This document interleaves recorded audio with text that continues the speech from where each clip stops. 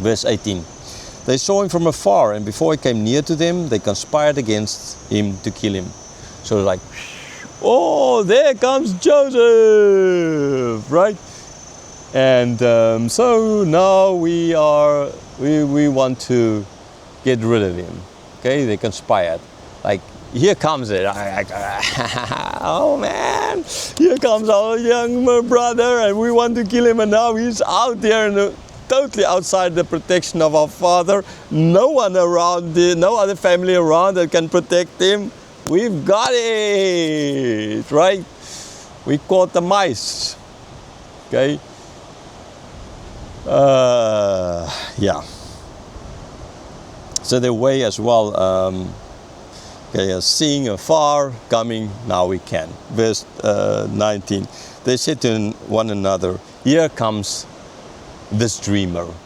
Okay, so the dreams of him lording it over them. Okay, this is now using it's in a way as well a way of making fun of, not using his right name, making him less of a person, therefore making the deed easier. You know, he's a dreamer. It's not our brother Joseph, he's a dreamer. Okay? It's like how people, the leftist media, which most media are leftist, man, BBC and those guys, CNN, NBC, these guys. Yeah, I don't want to go down this road.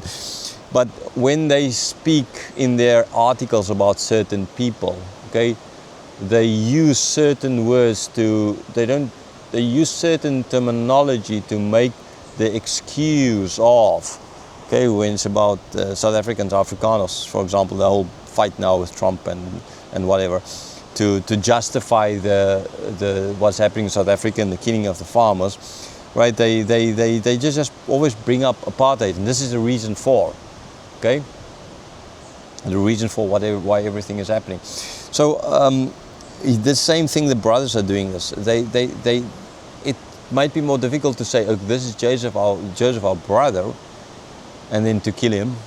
It's a lot easier saying, this is a dreamer who's doing bad stuff about us, so let's kill him. So they take kind of his humanity away from him, making it easier for them to act against Joseph. Verse 20. Come now, let us kill him and throw him into one of the pits. Then we will say that a fierce animal has devoured him, and we will see what will become of his dreams. So they're like, okay, let's catch him and then kill him, throw him into a pit, you know, kill the bull, kill the kind of idea of Julius Malema, right? Throw him into the pit, get rid of him, right? Dehumanify them. So it's easier to kill him. It's not our brother. Kill him, get rid of him, we solve our problem. And the easy solution, we just say it's an animal that devoured him. We will just deny that anything is happening bad, right? Again, the media, they're just denying, they're not speaking about it. Okay? Easy, it's so easy, and still the same thing happening today, and will always happen because we don't change. Okay, and here, this is, you know, our dreams. What will become of his dreams? He's gone, he's dead. Nothing will become of his dreams. Verse 21. But when Reuben heard it, he rescued him out of their hands, saying, let us not take his life. So Reuben, the oldest, he heard and he saved his life by saying, don't let us, don't kill him. Don't kill him. Because he wanted to rescue him. Now we didn't know at that stage. We only found out later what was his plan. Verse 22, and Reuben said to them, shed no blood. Throw him into this pit here in the wilderness, but do not lay a hand on him, that he might rescue him out of their hand to restore him to his father. Okay, so say, don't kill him, don't shed blood. Here's this pit. It's in the wilderness. Again, the people in the wilderness, they are walking around in the wilderness. They hear about this pit in the wilderness. Things happened here in the wilderness. They know it all ended well, because here they are on the way to Canaan. So it will end well for them as well. Okay. And so yes, after that, his plan was to rescue him out of their hand. Verse 23, so when Joseph came to his brothers, they stripped him of his robe, the robe of many colors that he wore, and they took him and threw him into the pit. The pit was empty, there was no water in it. Okay, so Joseph came, no idea what they were planning. They took him, took off his clothes, right, and threw him into the pit. And it's clearly mentioned there were no water in the pit, so well, you know, in other words, he wouldn't, there's no danger of him drowning. Okay, so they were not throwing him into a pit of water where after a while he won't have the strength to swim anymore and will drown kind of idea. There's no water there. He's kind of safe. Okay, so that is as well what they are getting at to here. There's no water in the pit. Which as well shows that they did listen to Reuben, because if there were water in the pit and they throw him into this pit and he might have drowned, then, you know, they still would have killed him. Verse 25, they sat down to eat, and looking up they saw a caravan of Ismaelites coming from Gilead, with the camels bearing gum, balm and myrrh on their way to carry it down to Egypt. Then Judah said to his brothers, what profit is it if we kill our brother and conceal his blood? Come, let us sell him to the Ismaelites, and let our hand be upon him. For he is our brother, our own flesh. And his brothers listened to him. Okay, so sat down to eat. It's like they just threw their brother into the pit. They wanted to kill him. Okay, now they're anyhow thinking of what they want, and they can sit down and eat. So conscience is not seared at all, right? Not at all, no worries, because it's just a dreamer. We got rid of it. I mean, at least we're going to get rid of the guy who's dreaming. No one can save him here, right? So we are all good. So sit down and eat. Shows, again, it shows their conscience. Shows that how evil the brothers are. What? They just did this and no problem in sitting down and eating, enjoying life, going on as if nothing happened. So here this caravan is coming. Okay, Israelites from Gilead. They are trading gum, balm, myrrh, and their way to Egypt. Oh, the normal kinds of stuff they would have been trading those days. Okay, right? This is just so they are legal traders who are doing this. This is the stuff that you would trade. They are on their way down to Egypt. Okay. So the fact that as well they know this, they know that these guys seeing them, they know they're traders. So they would have seen Ismaelites before, and as you know, with trading, with these people trading, they would bring news. It's the way how news spread those days as well. So they were kind of, I mean, that explains as well. They were trade going on. They're not, these things didn't happen in the middle of nowhere with no one around. Okay, it's not a tree falling in the forest where there's no one to hear it. Did it fall or didn't it fall? Did it make a sound when it fall? That kind of philosophical stupidity, right?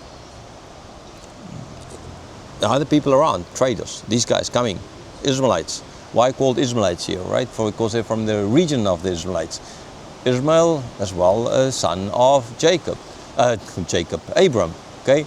They are great-grandsons, because Isaac's the son, Jacob the grandson, and the great-grandson of Abram, okay? So related.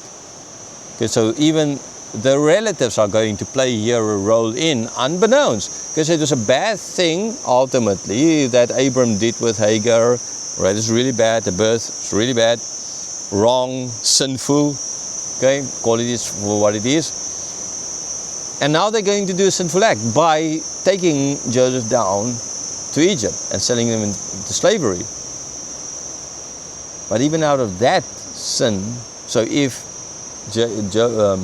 Abram did not have a son of Ismaelites, and there would not be Israelites, they would not be coming here, past here, to take Joseph too, then everyone will die. So God, it's not to say that God made him sin, it's that God, the sin that he did commit, God is using ultimately for salvation. And I've said it a number of times. The one who, the biggest evil that was ever done on this planet, there's actually only one time that evil was really done on this planet, because everything else is deserving. And people I know, when they say, oh, do you want to say that my daughter deserved to get leukemia or something like that? You know, we're sinners. We're not good. So the ultimate undeserving thing that happened was to Jesus. And one that didn't sin, wasn't wrong in anything, to be then killed in such a way. And out of that evil, true evil, the only true evil, God brought forth salvation. So yes, Judah then interceding or stepping into the gap here and saying, well, no, what's the profit? We kill him, and then what do we get out of this? Nothing. So Judah, just like Laban, his grandfather, Judah, that is, Judah, just like Laban, his grandfather, thinking of, what can I get out of this? I mean, in the next chapter, kind of, it shows as if maybe he's just sort of caring about himself. So yes, there might for sure be this thing in here that Judah is taking, like his grandfather, what can I get out of this? What can we get? I mean, if we kill him, then what's the point? I mean, do we gain anything? But you know, we can get rid of him and get money for it. Isn't that better? So I think my opinion here is that the intent of Judah is wrong. The intent of Judah here is just about money, the love of money. Okay? Unlike Reuben's intent seemingly was right. But Judah's intent here seemingly is just about pockets, money, the God we trust, right? And so therefore he says, don't let his blood be upon our hands, because he's our brother, right? He's not a dreamer now. Now again, he's our brother. So there they said he's just a dreamer. Now they say he's our brother. Okay, because it's easy to get rid of a dreamer. It's more difficult to get rid of a brother, to kill a brother. So that's why he say he's our brother after all, right? He's our brother. He's not a dreamer, he's our brother. So we can't just go around and kill him, can we? And the brothers listened to him. Then Midianite traders passed by, and verse 28, then Midianite traders passed by, and they drew Joseph up and lifted him out of the pit and sold him to the Ismaelites for 20 shekels of silver. They took Joseph to Egypt. Okay, so the Midianites, now we say the Midianites, and then he says the Ismaelites. So are they Midianites or are they Ismaelites? Okay, they could be Ismaelites living in the country where the Midianites lived, and therefore from the country they are Midianites, from the tribe they are Ismaelites. They could be Midianites living in the country of the Ismaelites. So from the country they're Ismaelites, from the tribe they're Midianites. Whatever the reason, it's not they are focusing here as well when they speak, like they spoke of Joseph being the dreamer, to Joseph being a brother. Now they're speaking of the Midianites. The Ismaelites were related to them, to the Midianites who were not related to them. The same kind of thing happening on. So trying to make it less, it's not our other family members as well acting in this against our brother kind of. So a lot of these things are going on here, and one need to understand. So ultimately this is not a mistake here. This is not, oh, two different people and they don't know what is going on kind of idea, right?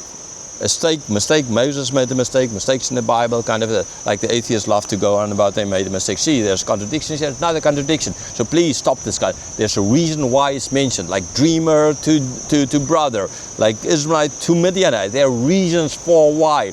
Like early in the chapter, it's not because Jacob loved Rachel, therefore he loved Joseph, because he was the son of his old age.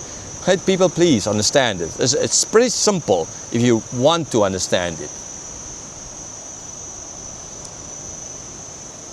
So they then took Joseph. They sold him for 20 shekels of silver, which was a price for a slave, for a young slave, that is, of about 17 years old. And so they took him out of the pit, sold him 20 shekels of silver, thereof to Egypt. And this is now where we kind of leave Joseph for now, before we move then back to what will they tell to their father Jacob.